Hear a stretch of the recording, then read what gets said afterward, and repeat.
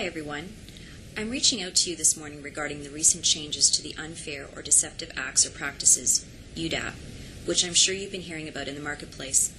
The amendments to UDAP are complicated, and the feedback I'm receiving from some of you tells me the changes are a bit unclear. So I will begin by giving you a brief synopsis of the UDAP issue, and then I'll explain how RSA and Western Assurance is going to manage through it. Beginning September 1, 2010, Ontario brokers who represent insurers with affiliated companies must provide the lowest rate offered from that insurer. For example, if you are a broker who offers both the RSA and the Western brand, and a customer qualifies for both, you are required to quote the lowest price brand on both new business and renewals. To be clear, this is specific to auto insurance and includes both personal and commercial, except fleet and garage policies. This regulation change is substantial. All insurance companies with multiple affiliates must comply, which means almost all Ontario brokers will be affected. Complying with UDAP will be onerous for both companies and brokers, and it will come at a significant cost to insurers. Each insurer is handling this change differently, so it could mean fewer markets in your office, the movement of renewal policies from one affiliate to another, and rate dislocation.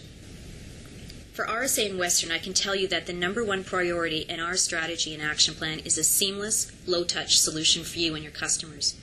We understand that brokers in Ontario are already dealing with an immense workload, and we don't want to add to that. Our action plan is pending approval from the Superintendent of Ontario. I'm speaking to you now because I expect it will be approved and because we believe it's important to be forthcoming and transparent about our plans. To comply with the changes to UDAP, we considered three options.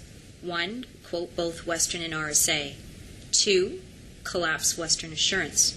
3. Limit binding authority to one brand for automobile. After analyzing the pros and cons of each, we've chosen the third option, and we will be moving all brokers with both an RSA and Western contract to a single brand for auto by withdrawing the binding authority for one of the two brands. This decision was based on a few key factors. Logically speaking, we don't have the proper quoting capability within our policy and client management system to quote both RSA and Western. Even if we built that capability, quoting both brands would be inefficient and time-consuming for brokers. The Western brand is important to us. Some of our competitors are collapsing their offerings into one brand. We have two strong brands that we want to retain. By keeping both, we offer greater flexibility to the market. Dual contracted brokers will continue to underwrite both brands for property. By doing this, we avoid an outright cancellation of contracts and shrink the size of the conversion from all policies to only automobile policies. This lightens the workload for brokers and decreases the risk to retention. By moving dual contracted brokers to one brand, we'll continue to offer two distinct customer propositions in the market, giving us the opportunity to continue to grow with both brands. We're hoping to make the best of a tough situation by lightening your load and keeping the transition as seamless as possible for both you and your customers.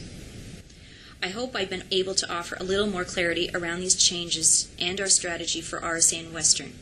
In the coming weeks, we will be reaching out to brokers who carry both brands to set up a time to visit your brokerage and discuss action plans.